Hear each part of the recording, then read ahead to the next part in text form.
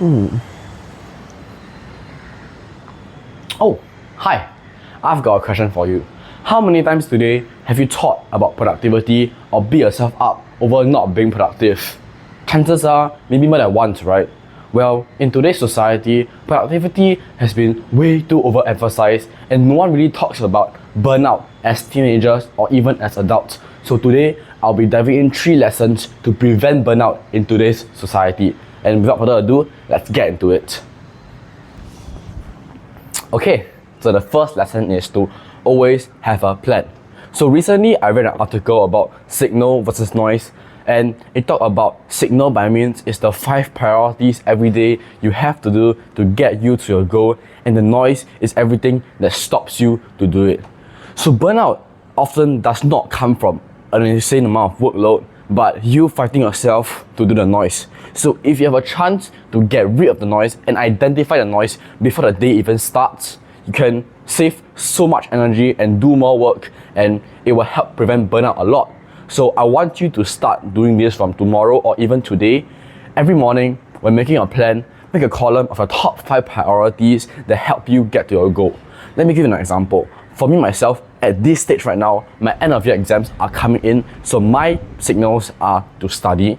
If I was during after exams, after let's say my O-level ended, right, then my signal might be to start a business, start logging in content creation, start learning new skills. And noise might be maybe to watch podcasts, as they might not be the top priority for me now. So you get me? Signals are things that get you to the goal right now, and noise are things that stop you and seem a bit valuable but not really helping you achieve your goals, and those are noises. So it's one thing that you have to watch out for, and battling to not do those noises are one thing that really uses up a lot of energy, so which prevents burnout. So when making a plan, always have it structured and always identify signal and noise so you're always on the right track and know what to do during what time.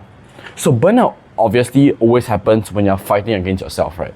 So if you don't have a plan and you're just doing anything and everything at one time, you may be thinking about 10 things at one go because you do not know when you're going to do that, and that really causes a lot of mental strain, a lot of mental energy use, which really causes burnout. So the plan is to have always maybe everything structured, but I will leave myself 45 minutes of buffer time to do whatever I want, let's say around like near noon, around there.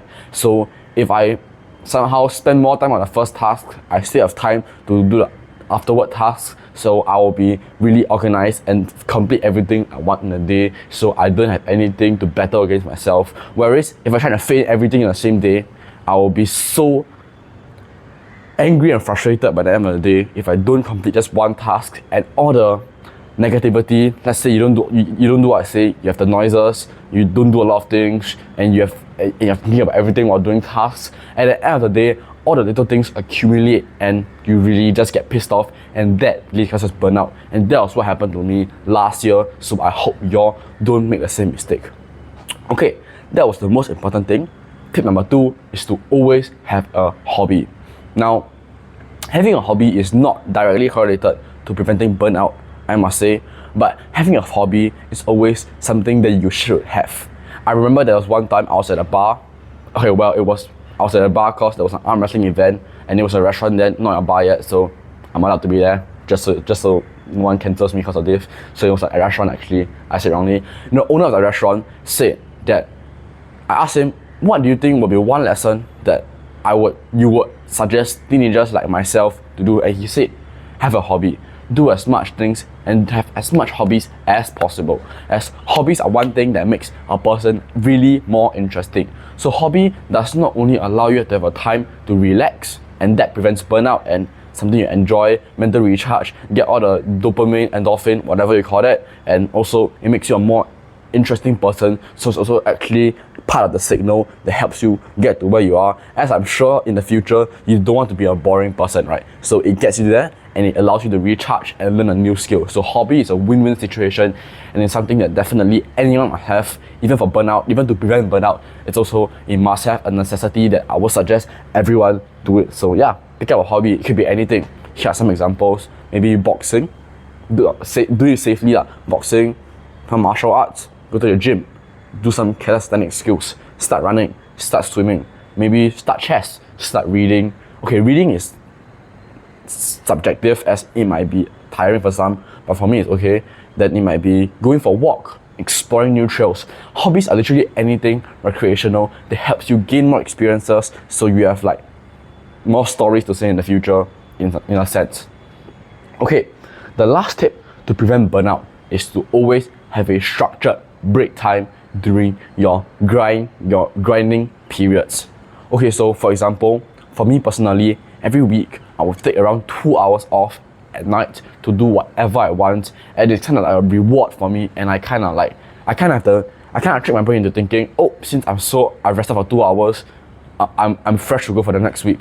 And if I don't rest, I might be thinking, oh my god, why am I still doing this? When is this an end? So the 2 hour breaks actually, instead of giving me a rest, it tricks my brain into breaking my timeline into small chunks to do, and really helps me focus on my work. And I can really plan out my time based on chunks, and makes it more like Lego, and it makes it easier to stay on, as I can see a clear end goal in mind instead of having a endless timeline. And this really helps with my mental, and of course, once again, prevents burnout.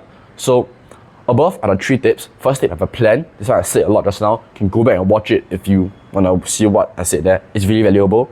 Having a hobby, and always having structured rest time to play around with her. And of course, lastly, some additional tips for you staying so far might be going out with friends, going out with your family. Sorry, I started a bit. Going out to meet new people, going on dates if you're old enough for it. So it's basically, connection is one way to recharge one perfectly. As every time I go out with my friends, a long day, after that, I'm feeling great. I did something that's good also, part of the signal, socials, part of my signal to my angle, as I want to be a sociable person, and also relaxes for me. So often signals, okay, let me go back to the signal point. Signals must not be, let's say, oh, I must do emails, I must do this paper, exam paper, I must do this worksheet. No, it's basically whatever you do to get you into what you want in the future, and that's exactly what signals are. So I hope this video helped you. I was actually thinking about this last night, and I was like, oh man, this is actually so valuable, and I must share it with you guys. So I hope you enjoyed this video, and please like and subscribe if you've enjoyed this video and found it valuable, and I'll see you on my next video. Bye bye.